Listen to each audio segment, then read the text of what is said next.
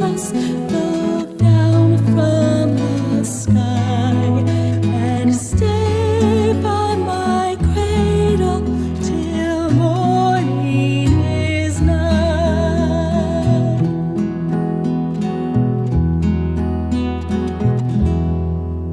Away in a manger, no crib for a bed, the little Lord Jesus laid down his sweet head. The stars in the night sky looked down where he lay. The little Lord Jesus asleep in the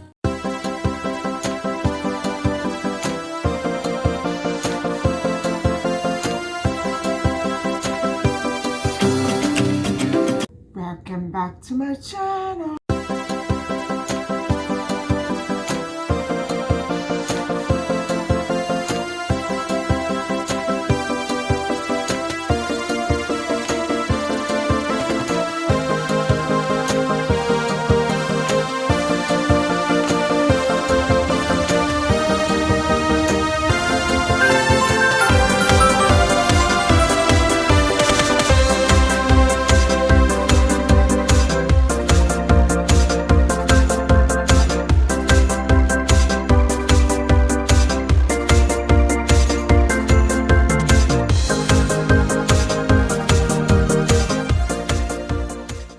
Hi everybody, welcome back to my channel and to another episode of Vlogmas.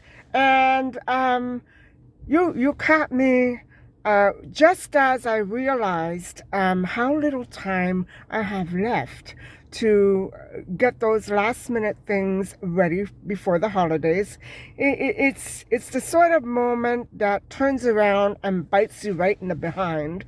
And to top it all off, it's a really bad wet day, and even though it's only about 7 or 8 degrees Fahrenheit, or Celsius, I should say. That's about, it's around 45 degrees Fahrenheit today. So it's not that cold, but it's really, I hate going out and getting stuff done in this kind of weather. So anyway, what's on the agenda for today?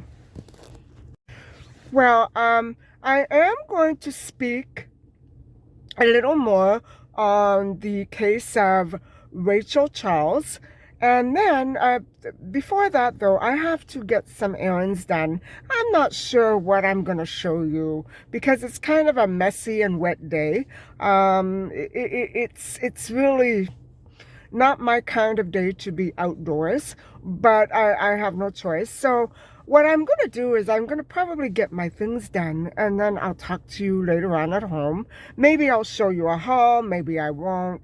We'll have to see how this goes. But anyway, the main highlight of this episode will be a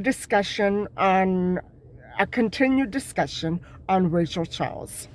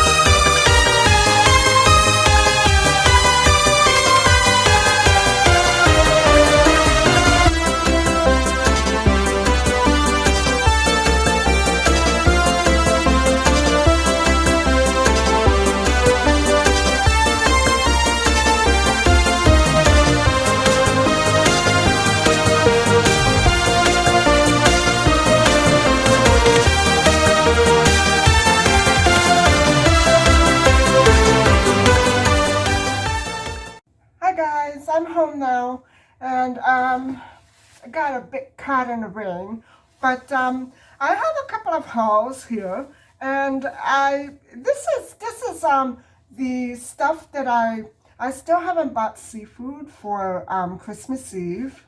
That's still on my list, and I need a few fruit. But everything else that I got is either for baking cookies or for the holiday meals. And so I'm going to flip the view and let you have a look.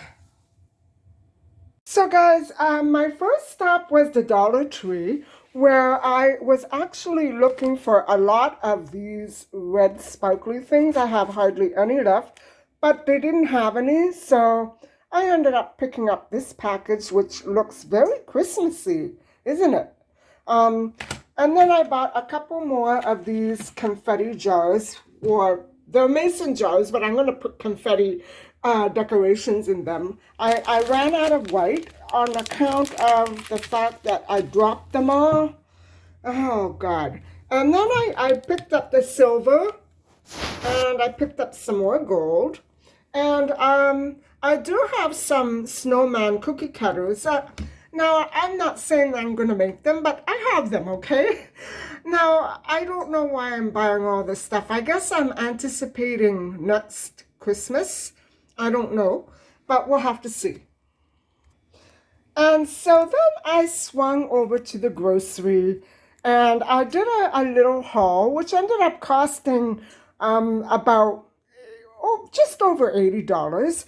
But a lot of it was, ingredients that I'm going to be using for baking cookies. And unfortunately, the casatelle have to be fried, and I'm very low on sunflower oil. Actually, the last time I used it was last Christmas.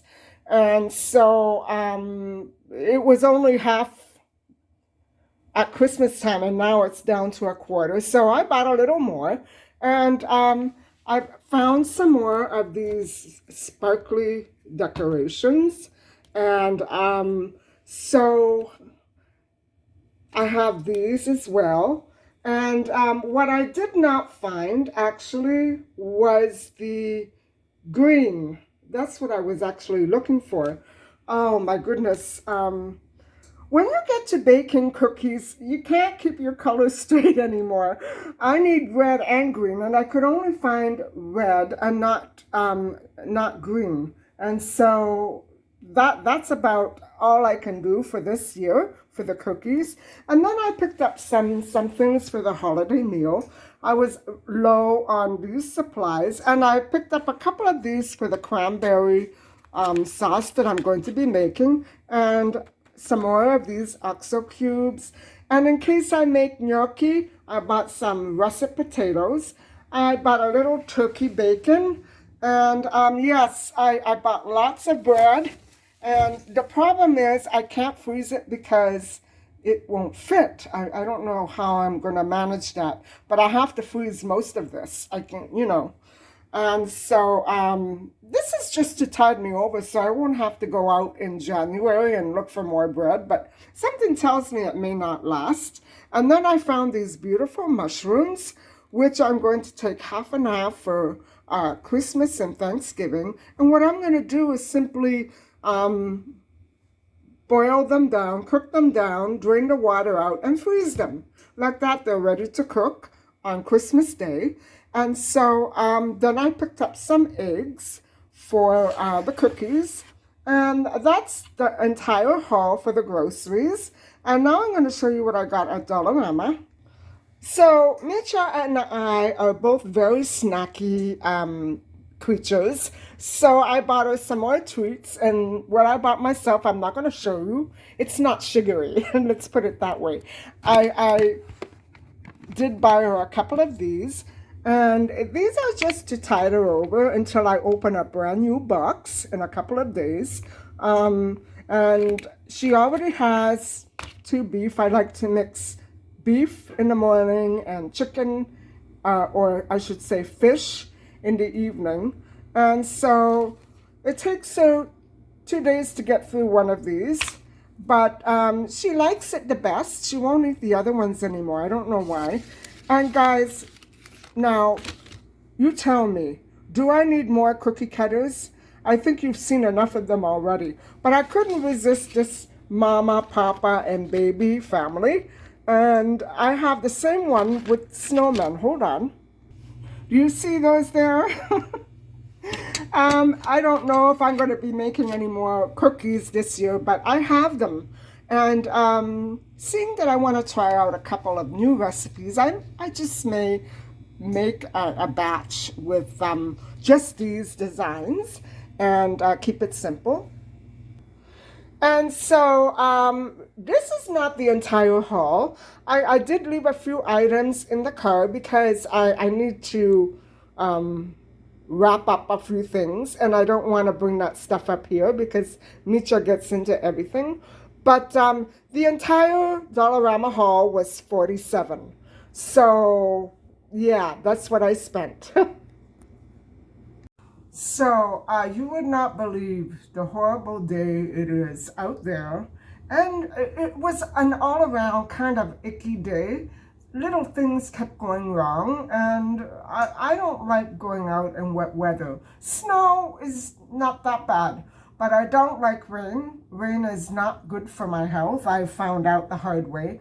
I usually get sick when I go out in the rain for some reason, and it just put a damper on everything. And I couldn't film anything much because the camera would get wet, and so I'm such a complainer, aren't I? Anyway, I'm going to put these things away and make my dinner, which is going to be a burger, a bean burger with some fries, and then we'll talk about Rachel Charles.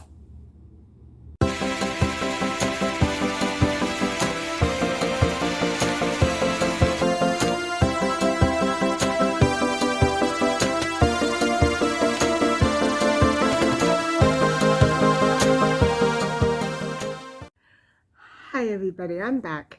And I thought that we could take this time out now to begin the next part of our story regarding the case of Rachel Charles, who was abducted in 1990. And I have done two parts, actually one part split up into two. Previously. So if you haven't caught those episodes, you can roll back. And again, I'm reminding you that the reason why I'm doing the Rachel Charles case is, number one, I just heard about it. And number two, it's all regarding the context of the suspects in the Madeleine McCann case, the prime suspect's guilt, alleged guilt, regarding abduction of children and all sorts of things that went on in Portugal around the late 90s and all the way up until maybe 2015. So we're examining the context because his trial for unrelated crimes with reference to Madeleine McCann, for unrelated crimes, it's coming up in February. So we want to cover this ground. And I feel bad bringing it up here and there during Vlogmas because it's not a pleasant topic. But then again, we are all about finding out truth in order to get to the real crux of the matter, the real truth of all these cases. And I still don't know what's going on. I do suspect that our prime suspect is not behind all of them. He has behaved criminally, and I would imagine that he probably has owned up to it, and he's done time for other things. But we want to make sure that we get the right people behind bars before we can say, okay, that guy, he probably did it, so let's arrest him. Let's throw him into jail for life. You can't really do that without real evidence. And so I think that the Rachel Charles case is a good case to back up the claim that he probably had nothing to do with some of these other cases. But that is not for me to say. All I can do is review the cases and present all the evidence that is available to you. And I'm not the one who's judging him or anyone at this matter, at this point. It's going to be the judge and the jury. But I just wanted you to be familiar with the context of Rachel Charles. So last time I went over the events of the day where little Rachel Charles was last seen skipping across the street with a pink backpack on her back.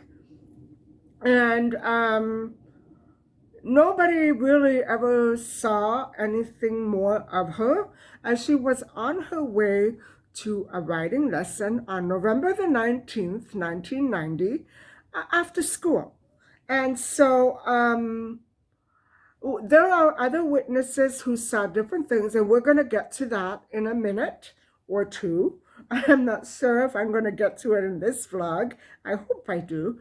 But for now, let's pick up where we left off last time. And so, okay, it's Monday afternoon, and Rachel is nowhere to be found. She didn't go home for dinner. She didn't show up at her writing lesson. Nobody knew what happened to her. So people began asking questions, and the police were called. But throughout that Monday evening, they weren't interested. They were saying, oh, well, maybe this and maybe that, and she'll show up. She's just angry. And why do police do that? I don't know. Little 9-year-old Rachel Charles adored her mother and had no reason to hide from her mother, maybe from her father, but not from her mom, Carol. Now, Carol went an entire night without her daughter, Rachel, at her side. And she was distraught, guys. She didn't know what to do or what to think. And so, but it was a while before Carol, the mother, did raise alarm. And so, the police were not that involved right away. They let a few hours go by. And so, what happened was the little region of Valle Navio, in that region, about 30 Brits, and that would be British people who were now and then living in Portugal, which Valle Navio, I understand now, guys, is about a 20-mile distance from where Madeleine McCann went missing. So these 30 British people set up their own, it's sad, they set up their own search team, and they made several photocopies of a poster with Rachel's picture on it, and they began to distribute them.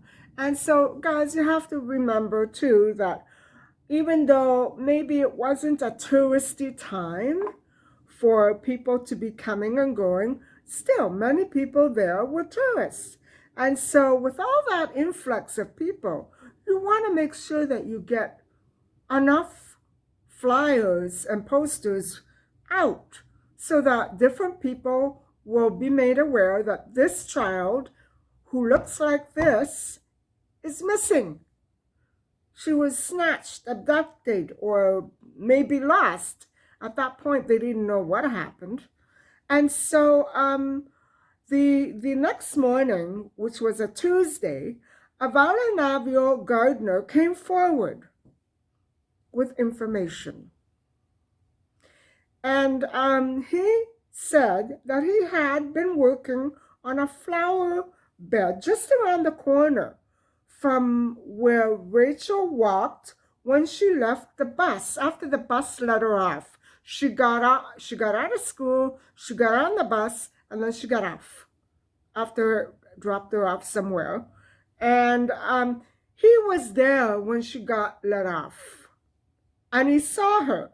And so what happened was he told everybody. Now, guys, this is just hearsay. I'm not saying the gardener is lying, but we have no information, we have no evidence. And so what he said was that he saw her getting into a red car with foreign license plates, and he knew Rachel. He knew her pretty well, and he was sure it was her. Okay, he was sure it was her, but was it true? And so, I'm not saying that he was lying, guys. I'm not. It's just that wait and see who this red car actually turns out to be, who it belongs to. And so he saw Rachel getting into the car, and he was sure it was her, and he could still see her in his mind, wiggling her little backpack into the passenger seat and settling in for a lift. So he also noticed that okay, guys, I'm not that familiar with this, but the gardener was, and he claimed that he was sure it was a British car because she got on the left side of the car instead of the right side. So it meant to him that it was a British car.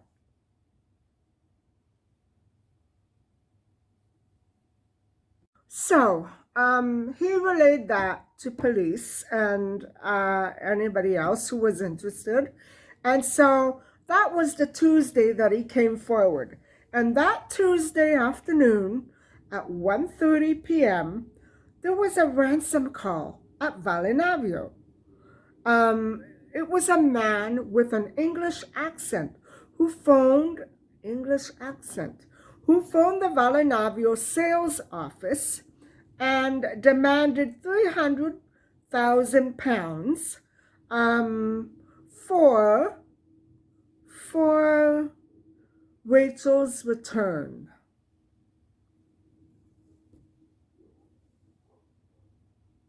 And so at that ransom call, with the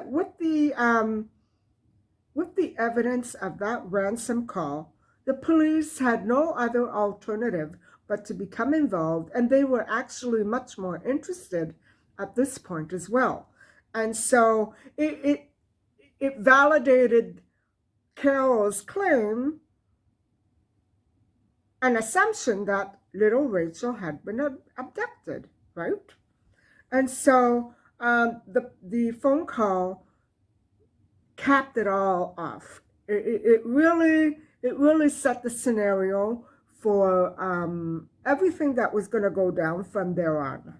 And so the police were called in again, and they responded. They began to react to this, and they talked to owners of red cars. Even though that story may have been a fallacy, a fantasy, fiction, or a lie, for lack of a better word, they did inquire with the owners of all the red cars with foreign plates, and who would happen to own a red sports car, of course, I told you already, with foreign plates, McCook. And just because McCook happened to be driving, now maybe there weren't an awful lot of them around, I don't know. But because he happened to be driving a foreign car with the passenger seat on the left side of the car, guess what was going to happen?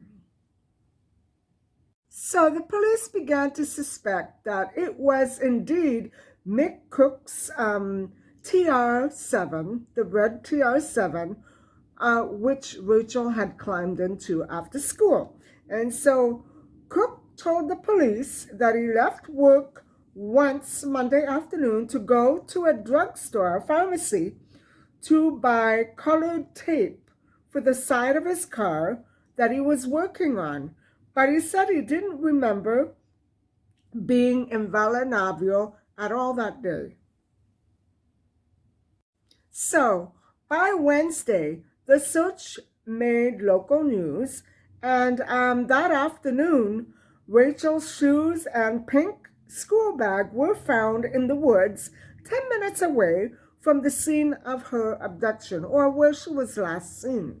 And so that evening, Tuesday evening, Valenavio British people crawled, they went to bars and in the area, and they appealed for assistance, and they talked to people, they asked questions.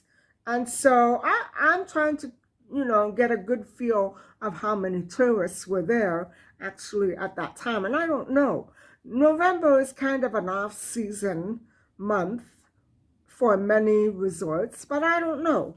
November is the time of year where property owners usually go to take care of loose ends and maintenance and pay bills and stuff like that. So I don't have a very good indication of how busy that resort area was in November.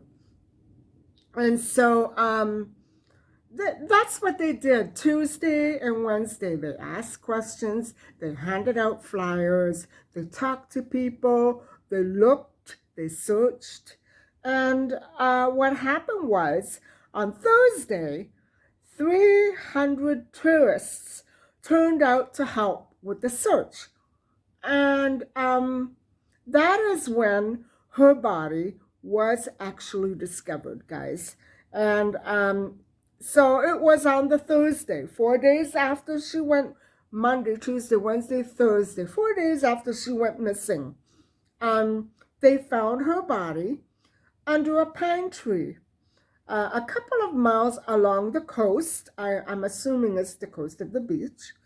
And so we have that beach strip again there. Joanna, Renee, Maddie, they all disappeared along that strip.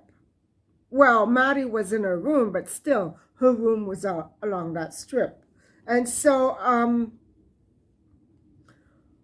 it was, local people who had never even had any contact at all with little Rachel and didn't know her were pretty frightened. And because they realized when they saw her with rope marks around her neck, that it was a brutal crime, and it was so needless. What would poor little Rachel Charles have been able to do in her defense? It was a kind of brutality that was non-essential. Not to say that it would have been okay to do that to her in a less brutal way. No, that's not what I mean. But it was really, really vicious. And so it was a very brutal crime, guys. And it was much more brutal than words can describe, because I don't want to really go there. And so at 11:30, p.m., they saw her not far from where her bag had been found, lying on her back under the tree. So it's almost as though somebody took her and then brought her back there, because obviously that scenario had been searched, that scene had been searched, but they did only find her school bag. It's not like they only looked in one spot and only found the school bag and didn't bother looking on the other side. I don't think it was like that.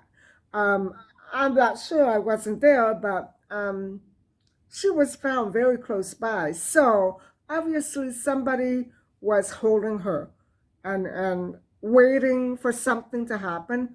And it never happened, guys. Whatever it was, Rachel left us. And she never had a fighting chance.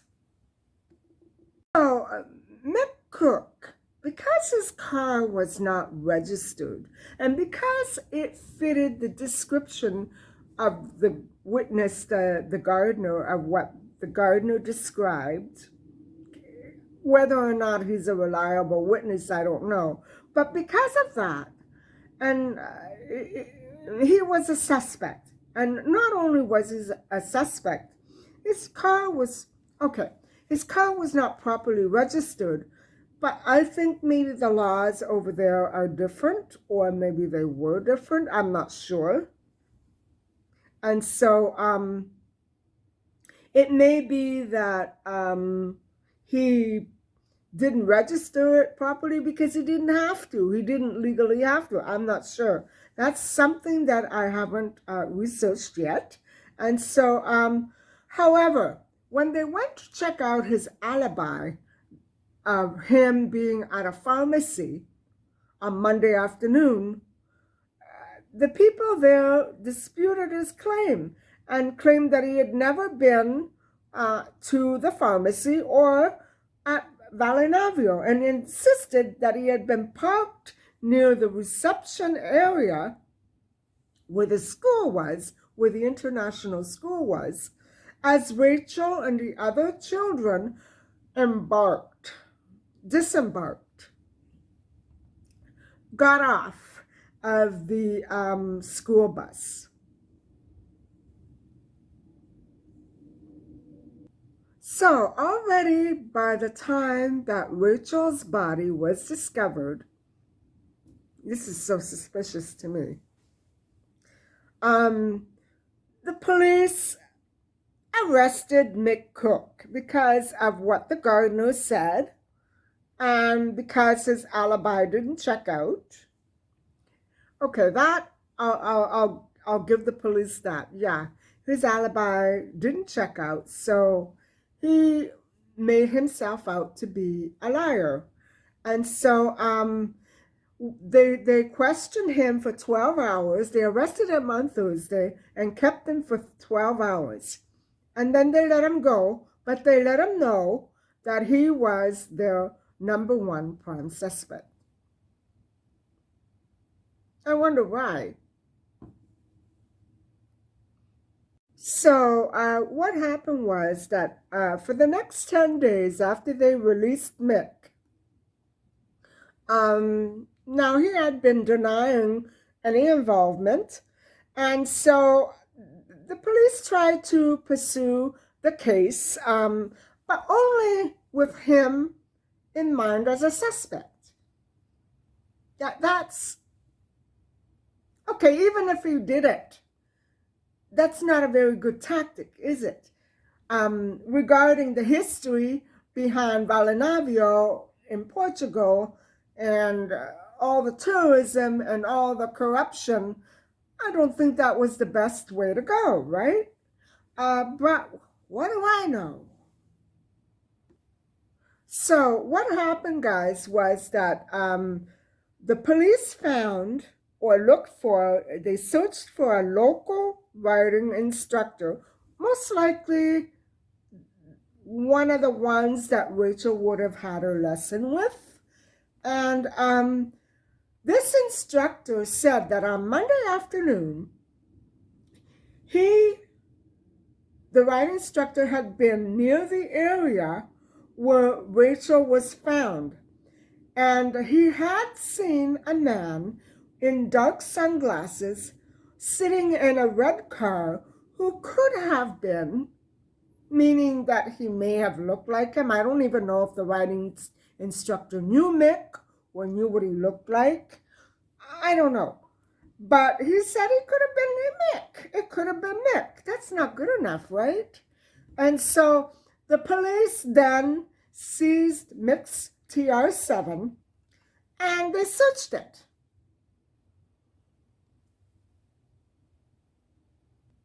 So they found inside of Mick's car, they found a knife, they found hair, and they found a coil of rope. This is about as bad as Maddie's DNA being found in the McCann's rental car. So the police went back to Rachel's mother, Carol, and had a talk with her. They asked her another few questions, and Carol responded. She cooperated, and she did say that Mick Cook was familiar with them and, a frequent guest in whatever capacity, I'm not sure, at Valinavio. And so she also said that Mick's cars was one of the few cars that Rachel would have agreed to enter. Now, guys, I just thought of this. What if this guy with the dark glasses and the red car made himself up to look like Mick, to fool Rachel? That's what these guys do. These criminals who lure children, they try to fool kids. I'm thinking of, let me see, Calvin Hoover, when he tried to lure Christine Jessup to his car after she got off school. He probably said something, come on, we're going to go and see Dad. I'm going to drive you far away where we can go and see your father. You're going to be able to talk to your father. Because at the time, Christine's dad had just been incarcerated. So she was all anxious to look for her dad. She wanted to be with her dad. She wanted to talk to her dad. She was traumatized. And so it was really Calvin Hoover who did lure her, but he fooled her.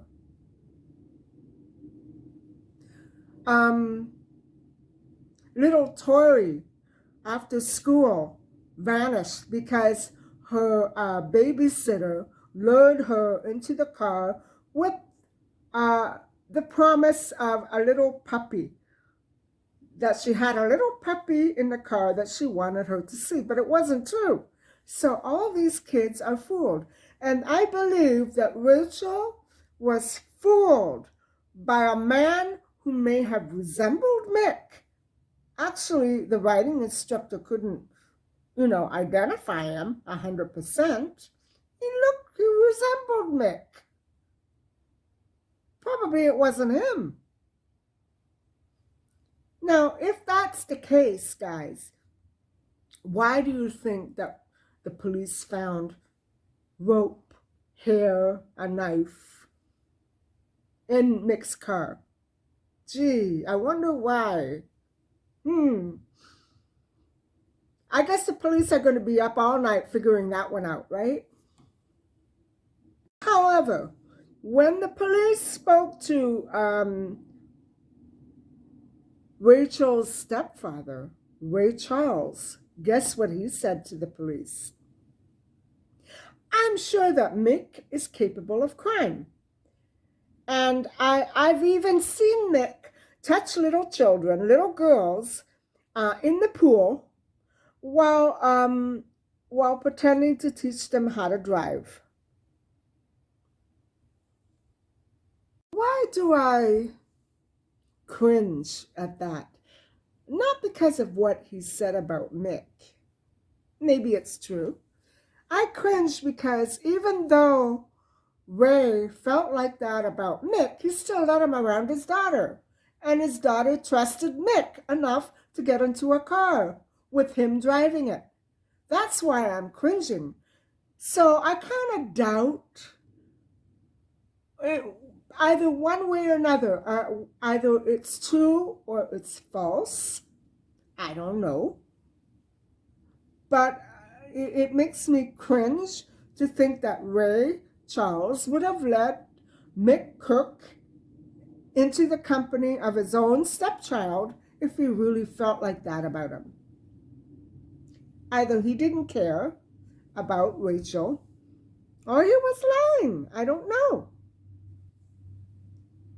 And so, needless to say, less than a month later, on December the 4th, the Portuguese police arrested Mick again and announced that he had actually confessed to killing Rachel within about an hour of abducting her. Well, who else confessed? And who else was beaten to a pulp? Little Joanna's mother, right? And yet she had to confess or they wouldn't leave her alone. They wouldn't stop beating her. And so, guys, they extracted a false confession out of him because he had been denying it all along. And suddenly, when they got abusive, he confessed. And so, after jail, he went. And so they sent out to Interpol for his criminal record and declared that he had a history of indecent assault, but we don't know the details. And actually, at this point, I'm not going to trust anything that comes from a police station. Not there anyway. So Mick Cook indeed was made out to look very, very guilty. I don't even know if he had anything to do with that rope and that knife and the hair. Your guess is as good as mine.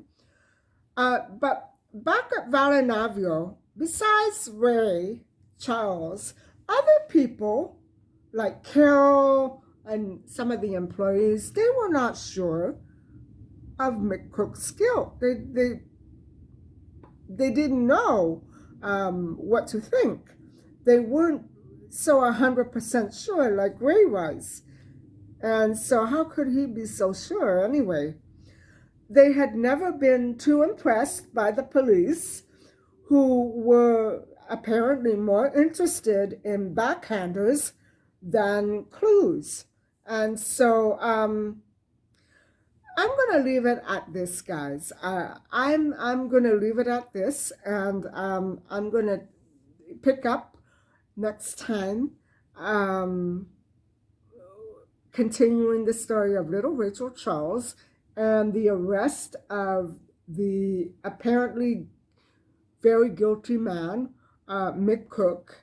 And I'm going to leave it up to you. He actually did a lot of time in jail, and about as much time as Joanna's mother did. But it's still, to this day, we're going to talk about it more. It's not really clear what exactly happened. So until next time, I will, I'm going to let you go. Thank you very much for listening and watching. And please don't forget to like and subscribe. Bye for now.